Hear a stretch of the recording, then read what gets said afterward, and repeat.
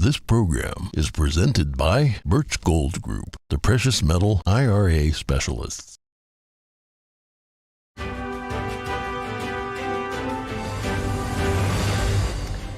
Good morning. In today's headlines, disaster relief efforts are underway in Mississippi. Tornadoes devastated parts of the state over the weekend. We show you the aftermath along with updates from Alabama and Georgia. Former President Trump vows to revoke many of President Biden's policies if elected again. We have a summary of Trump's first 2024 campaign rally over the weekend. Fires lit up the night sky on Israeli highways as angry protesters took to the streets. They're calling for a halt to controversial judicial reforms. The U.S. House recently passed the Parents' Bill of Rights. We speak to a survivor of China's Cultural Revolution to get her take on the bill.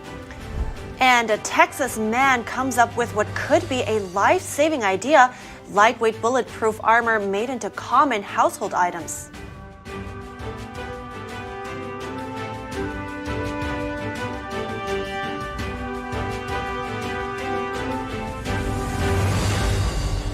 Good morning. Welcome to NTD. I'm Kevin Hogan. Good morning, everyone. I'm Evelyn Lee. Today is Monday, March 27th. Devastating tornadoes tore through parts of Mississippi and Alabama on Friday and Saturday. Disaster relief efforts are now pouring in. At least 26 people were killed. The storms destroyed hundreds of buildings and knocked out power for thousands.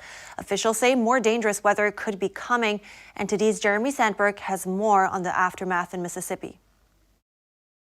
Around 30 million people in the southern and central U.S. were under severe weather warnings on Sunday after tornadoes devastated parts of Mississippi. The town of Rolling Rock was one of the hardest hit areas in the state. It's home to around 2,000 people. Census data shows about a fifth are below the poverty line. One of the major issues that we're going to face is housing.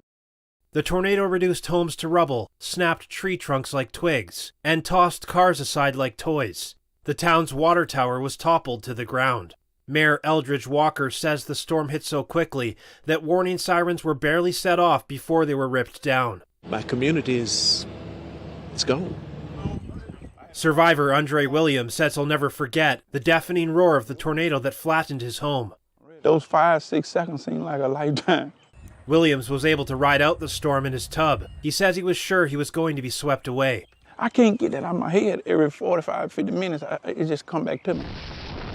Surveillance footage from a high school shows wind blowing debris through the halls and ripping down ceiling tiles. Local meteorologists say the storm left a trail of destruction 170 miles long. Mississippi Governor Tate Reeves issued a state of emergency and vowed to help rebuild. He says although the loss and devastation is heartbreaking, he's optimistic and inspired by the response from communities. Mississippians have done what Mississippians do. In times of tragedy, in times of crisis, they stand up and they show up. President Biden has approved a federal state of emergency declaration for Mississippi, which will provide additional funding and aid to supplement local efforts. Jeremy Sandberg, NTD News. And just after Biden approved disaster relief for Mississippi, more tornadoes touched down in Georgia. At least 2 twisters made their way through the state. Thunderstorm, tornado, and flash flood warnings were issued. Georgia Governor Brian Kemp declared a state of emergency yesterday morning. Trees along the side of Interstate 85 were torn down. Nearly 100 structures were damaged in the town of West Point, near the border of Alabama. Close to 30 suffered major damage. The storm brought large hail to the Atlanta area. At least 3 people were injured. No fatalities have been reported. 2 tigers escaped from a zoo in Pine Mountain after the storm damaged their enclosure. They have been recovered and returned. The National Weather Service says a powerful Pacific storm will be approaching the West Coast today. Heavy rainfall along the coast is expected. More thunderstorms are predicted throughout the southeast. Alabama and Georgia are under risk of hail and possibly more tornadoes. Former President Trump laid out his 4-year agenda on Saturday. He held his first 2024 campaign rally in Waco, Texas. He vowed to revoke many of President Biden's policies if he gets elected again and achieve total independence of China. NTD's Jeremy Sandberg has more on the weekend event. Trump opened the rally with a recording of imprisoned January 6th defendants singing the national anthem. He said he will pardon January 6th protesters if he retakes the White House in 2024, and likened the upcoming election to a final battle. You put me back in the White House, their reign will be over, and America will be a free nation once again. Trump says if elected, he will revoke China's most favored nation status, implement a 4-year plan to phase out all Chinese imports of essential goods, and gain total independence from China. The former president suggested that investigations into him were politically motivated and a weaponization of the justice system. The Biden regime's weaponization of law enforcement against their political opponent is something straight out of the Stalinist Russian horror show. He called it a form of political persecution used to suppress opponents. They're using investigations now because it's harder for them to stuff the ballot boxes, of which they stuff plenty. A grand jury in New York could vote on criminal charges against Trump this week. Trump told reporters after the rally he thinks the case has been dropped. Jeremy Sandberg, NTD News. The U.S. House recently passed the GOP's Parents' Bill of Rights. It aims at giving parents more information about their kids' education in school, including which books are available at their libraries. The bill was approved by Republicans, with 5 voting against it. We're bringing in activist Lily Tang Williams to hear what she thinks of the bill. She's a former New Hampshire congressional candidate and a survivor of the Cultural Revolution in China. Good morning, Lily. Hey, good morning. Thanks for having me today. It's a pleasure to have you. I want to know, what do you think about the Parents' Bill of Rights? Do you support it? I do. I think that the human bond between a child and parent is the deepest. And I'm just surprised I have to come to the United States to testify to support Bill of Rights for parents. You would think this is America. Our kids belong to the parents, not belong to the government. And about that, you often draw those comparisons between communist China and the U.S. today. Now, could you please tell me more about the similarities you see there, and how does this bill in particular play into that? Well, I grew up under Mao's regime back then, and today in China, parents have no rights. And in communist country, all the people and all the children belong to the state. So I came to a free country, and the parental rights in the United States have to be protected. And it's being weakened by the political agendas and our classrooms and schools today. And, kids are learning the stuff behind the parents' back.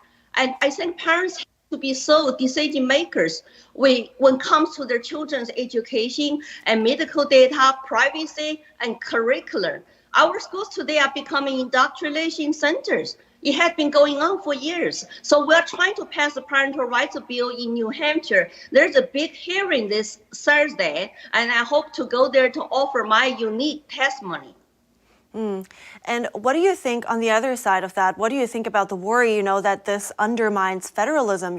Those 5 Republicans, some of them that didn't vote for the bill, for instance, had this worry that the federal government shouldn't involve in state and local issues because these would be new federal powers, basically, that could be abused further down the line. Well, I hear them. That's why I encourage people getting involved at local level in each state, because the education issue is supposed to belong to the state. But because in some states, like the kids have no protection, parents are being marginalized, being called domestic terrorists. So now that the people have to activate themselves to pass at each state level to protect their children and to focus on academic excellence, education, but not become a political indoctrination centers in our schools. Thank you so much for your take on this. Lily Tang Williams, thanks for coming on today. Thank you. Moving over to the Middle East, tens of thousands took to the streets in Israel over the weekend. Tempers are boiling over plans to reform the country's judicial system. NTD's Daniel Monahan brings us more. Massive crowds waving blue and white Israeli flags flooded the streets late Sunday night across the country. They chanted democracy and blocked streets and bridges. Mobs gathered outside Prime Minister Benjamin Netanyahu's home in Jerusalem, at one point breaching a security cordon. Police used water cannons to force protesters off a Tel Aviv highway they had taken over and lit bonfires on. The mass protests were sparked by the firing of Defense Minister Yoav Gallant by Netanyahu on Sunday. Gallant refused to go along with the government's highly contested plan to overhaul the judicial system. The judicial reforms would give the government control over the appointment of judges, and Parliament would gain the power to override Supreme Court decisions. The government argues the changes are essential to rein in the Supreme Court. They see the court as elitist and no longer representative of the Israeli people. Opponents say the plans threaten the foundations of Israeli democracy and argue that Netanyahu is pushing through the changes because of his own ongoing corruption trial. Israeli President Isaac Herzog, whose post is largely ceremonial, urged the government on Monday to call off the reforms. The crisis comes as Israel's security establishment has been bracing for potential violence in the coming weeks. This as the Muslim holy month of Ramadan overlaps with the Jewish Passover and the celebration of Easter. Daniel Monahan, NTD News. NATO on Sunday criticized President Putin for what it called his dangerous and irresponsible nuclear rhetoric. That followed the Russian president saying he planned to station tactical nuclear weapons in Belarus. Putin likened it to the U.S. stationing its weapons in Europe while insisting that Russia would not violate its nuclear non-proliferation promises. A NATO spokesperson said in emailed comments to Reuters on Sunday that Russia has consistently broken its arms control commitments. It's one of Russia's most pronounced nuclear signals since the beginning of its invasion of Ukraine 13 months ago. And Ukraine's foreign ministry on Sunday called for an extraordinary meeting of the UN Security Council and for the international community to take decisive measures to prevent Russia's use of nuclear weapons.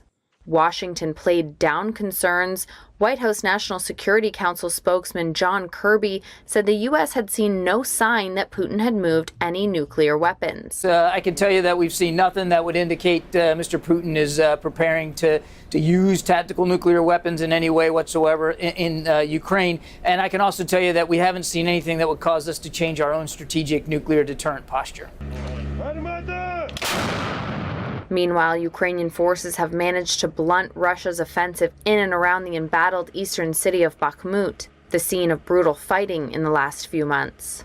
Ukraine's general staff said on Sunday that Ukrainian forces had repelled 85 Russian attacks over the past 24 hours in several parts of the Eastern Front, including Bakhmut. Separately, Britain's defense ministry said the months-long Russian assault on the city had stalled, mainly as a result of heavy troop losses. Just ahead, the search for survivors has now ended after Friday's explosion at a Pennsylvania chocolate factory. And having a gas stove in your home could soon become a luxury. New York is close to banning them in future homes. We've got that and more after this break.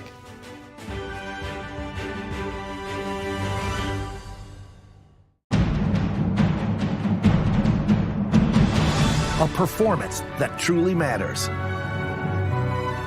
for each and every one of us.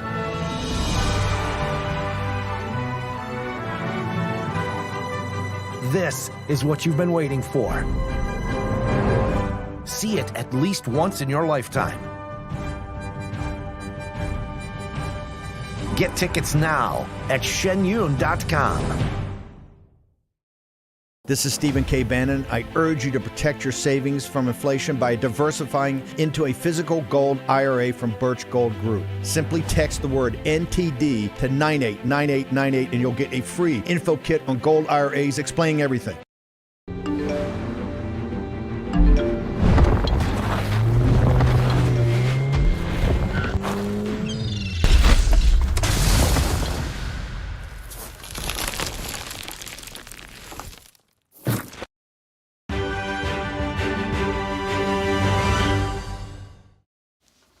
Good to have you back with us. The First Citizens Bank is buying Silicon Valley Bank, or SVB. The Federal Deposit Insurance Corporation, or FDIC, announced the acquisition yesterday. The FDIC took control of SVB earlier this month after it failed. It says it's received equity appreciation rights in First Citizens stock as part of the deal. That stock is valued at up to $500 million. The FDIC says SVB's collapse will cost it around $20 billion in deposit insurance payouts. First Citizens will assume SVB assets of $110 billion, as well as deposits of $56 billion and loans of $72 billion. Depositors of SVB automatically became depositors of First Citizens. 17 former SVB branches will be opening under First Citizens Bank today. The death toll from Friday's explosion at a Pennsylvania chocolate factory has now risen to 7. Rescue teams had been searching for survivors for 2 days. One person was found alive in the rubble. Authorities are investigating the cause of the explosion. NTD's Costem has updates on the tragic event. The search for missing people concluded on Sunday. A total of 7 people have perished. 10 people were injured and taken to local hospitals. One person was found alive in the early hours of Sunday morning. The explosion happened around 5 p.m. local time on Friday at R.M. Palmer Chocolate Factory in West Reading. Well, it was the biggest explosion that I ever heard in my life. And at first I thought the trains came off the railroad track and hit the ground. But and then I looked out the window and I saw all the debris on the road from the building, and the building was just gone. It is currently still unclear what caused the explosion. Some employees of the factory had reported a gas smell prior to the blast, although no reports were made with a local utility company. Community efforts were underway to offer food and water to rescue workers. When something crazy like this happens in the community, you want to make sure people are taken care of. So we just made some food to donate to the first responders, make sure everybody's taken care of in times like these. The explosion destroyed one of the buildings completely. Another building on the grounds was partially destroyed. Some nearby residents reported their windows were smashed by the blast. 3 adjacent buildings were closed off as a precautionary measure, pending further investigation. West Reading Mayor Samantha Karg said the loss is devastating. A community fundraiser has already collected over $20,000. Costem NS, NTD News. Authorities in Philadelphia say the drinking water in the city is safe despite a chemical spill in the Delaware River. At least until tonight, tests conducted show no contaminants in the water. The city had initially alerted residents to use bottled water after a latex product spilled into the river last Friday. The alert wiped out bottled water in local grocery stores. But on Sunday, officials revised their assessments, and now they say the water is safe to drink, to bathe in, and to use for cooking. It is unclear how long the water will remain safe, though. The city says it is confident the water is safe through the end of Monday. That's because the water currently in the taps was treated before the spill reached Philadelphia. New Yorkers who love cooking over a flame could soon find themselves out of luck. The Democratic government is close to passing a statewide gas stove ban on new homes. If successful, New York would be the first state in the country to pass such a law. The law would apply for most new constructions, including single-family homes and commercial buildings. The measure would also prohibit the installation of gas or oil-powered equipment. That also includes furnaces, water heaters, and clothes dryers using fossil fuels. Supporters hope that New York can take the policies of California and Washington to the next level. New York Republicans are outraged by the plan. Representative Nick Langworthy criticized Governor Kathy Hochul for not getting rid of her own gas stoves while also, quote, flying around on private planes. Oscar-winning actress Gwyneth Paltrow took the stand on Friday. She testified that she was not at fault for a ski slope collision in Utah. The 2016 crash left a man with a concussion and broken ribs. Paltrow's testimony contradicts that from the lone witness to the incident. Here's the story. Paltrow claims she didn't crash into the man, Terry Sanderson, a retired optometrist. She says he crashed into her while she was skiing with her 2 children, a statement at odds with the only witness, a friend of Sanderson. This was her in court Friday. I was skiing and 2 skis came between my skis, forcing my legs apart, and then there was a body pressing against me, and there was a very strange grunting noise. So my brain was trying to make sense of what was happening. I thought, is this a practical joke? Is someone doing something perverted? This is really, really strange. Paltrow says she fell on top of him in a heap of skis and limbs. In court papers, Sanderson said he suffered permanent traumatic brain injury as a result of the collision. The only witness, the friend, has testified that he saw Paltrow crash into Sanderson, not the other way around. Paltrow maintains the witness was 40 feet away and unable to discern who was at fault. Sanderson initially sought $3.1 million in damages, but that has been lowered to $300,000. Paltrow is countersuing for a symbolic $1 in legal fees and damages. Do you feel some empathy for Mr. Sanderson and his declining brain? You know, I really do. I feel very sorry for him. It seems like he's had a very difficult life. But I did not cause the accident, so I cannot be at fault for anything that subsequently happened to him. Sanderson also says Paltrow skied away after the crash and ignored rules to share contact info after an accident, which she denies. She says a member of the resort's staff stayed behind to give that info over, and that she didn't leave until Sanderson told the staff that he was okay. That employee is expected to testify next week. Where there is a will, there is a way. Two legal immigrants from Cuba sure proved that over the weekend. The pair flew a motorized hang glider into Key West Airport on Saturday. Officials say they were not seriously injured. The U.S. Border Patrol took the two men into custody. Airport officials say there were no service interruptions. Florida has experienced an influx of illegal migrants from Cuba in the past months. In January, the Coast Guard returned 273 migrants off the Florida coast to Cuba.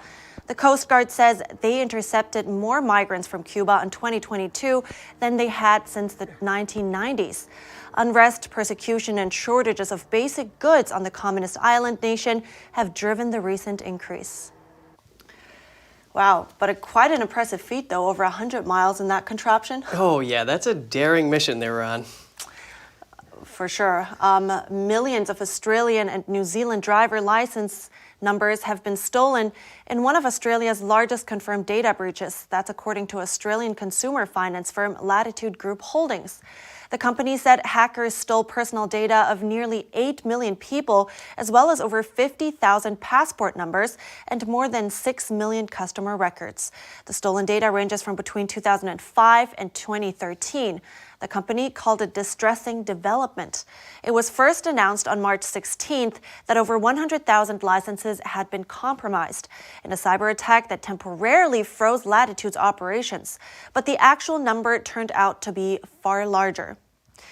And a Texas man comes up with what could be a life-saving idea: lightweight bulletproof armor that's made into common household items. That's after the break.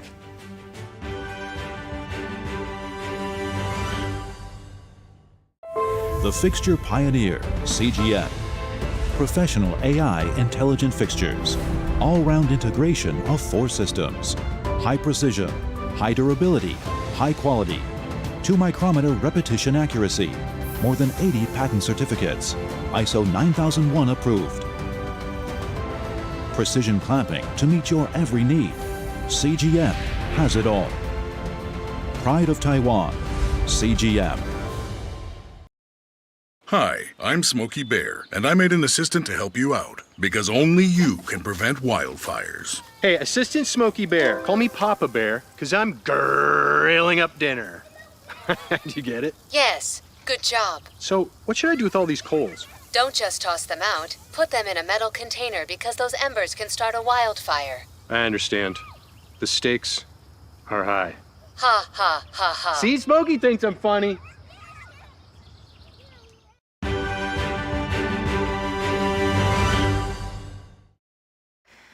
Welcome back. A Texas man may have come up with a life-saving idea. He founded a company that makes lightweight bulletproof armor and puts it into common household items. Let's take a look. My mission is to save lives. Veteran Billy Gibbons just might have what it takes to combat gun-related violence. We're giving tools to average citizens that they can protect themselves should they find themselves in an active shooter situation. His Texas-based company, Armor Upfitters, can turn your everyday items into bulletproof shields. And it really does look like just a simple curtain. But should there be a drive-by, should someone shoot into your building or your home, you have a nice, safe, but stylish alternative to bulletproof glass. Not only curtains, Gibbons also makes bulletproof seat cushions, skateboards, school stop signs, and even wall art. You hang these on your wall so no one knows what they are, and then you've always got a shield to protect yourself. Gibbons says his company is one of a kind because his customers aren't just law enforcement or the government. Nobody makes protective equipment for parents, for small business owners, for churches, for temples, for schools. So we took kind of a different route. As a father himself, Gibbons makes sure the shields for schools look just like they belong there, like a crossing guard sign. I don't want to turn kids into gunfighters. I don't want kids to even think about this. That's why our shields are decorative. We can put, bright pink unicorns, and we've done that. We want it to be protective gear that the children don't necessarily notice. From working with universities, Gibbons developed Armor Upfitters' unique technology that can make his shields lightweight. Having been shot, having been to war, having been sort of a victim in 9/11 and terrorist activities, many times I've faced very dangerous situations, and I make this gear as though I were wielding it or it was for my children. In the wake of the recent school shooting in Uvalde, Texas, which killed 19 students and 2 teachers, the veteran hopes to get more protective shields into school settings. NTD News, Texas. Wow, Evelyn, that's a pretty novel idea. Hopefully they never have to use them, though. No, yeah, but honestly, the shooter would never see that coming. Just pull a painting off the wall and... Yeah, a unicorn shield? Yeah. Wow. So the first sign of spring, cherry blossoms. Thousands of people gathered in Washington, D.C. on Sunday to take in the sights of the city's famed cherry blossoms in peak bloom. The pale pink and white blossoms frame the pathways surrounding the city's iconic monuments. Locals and tourists were seen taking photographs and walking along the basin. The beloved trees were given as a friendship gift from Japan in 1912. The annual Cherry Blossom Festival commemorates the enduring gift of the nearly 3,000 trees and celebrates the relationship the two countries share. And over in Japan, Tokyo locals and tourists gathered at one of Japan's most popular cherry blossom viewing spots, the Ueno Park. Visitors enjoying the full bloom with picnics under the trees and taking pictures as the city eased its pandemic restrictions. For Japan, warm weather ushered in the full bloom 9 days sooner than usual, and one of the earliest in recorded history. That's so beautiful. It is, and I just love the changing seasons. In the spring, you get the blossoms. The fall, you get the colors in the trees. Yeah, and I think in the coming weeks, the blooms will be peaking in New Jersey and New York, just for those that missed it in D.C. Ah, so much to look forward to. Evelyn, what's your favorite season? What a question. I don't think I can I can appreciate all of them. Really? Yeah. You like the cold of winter? Yeah, skiing season is great. I know, it is great. Yeah, now it's warming up, so. Yeah, looking forward to that as well. All right, that's all for today's program. Remember to write us at goodmorning@ntd.com. Thanks for tuning in today. I'm Evelyn Lee. And I'm Kevin Hogan.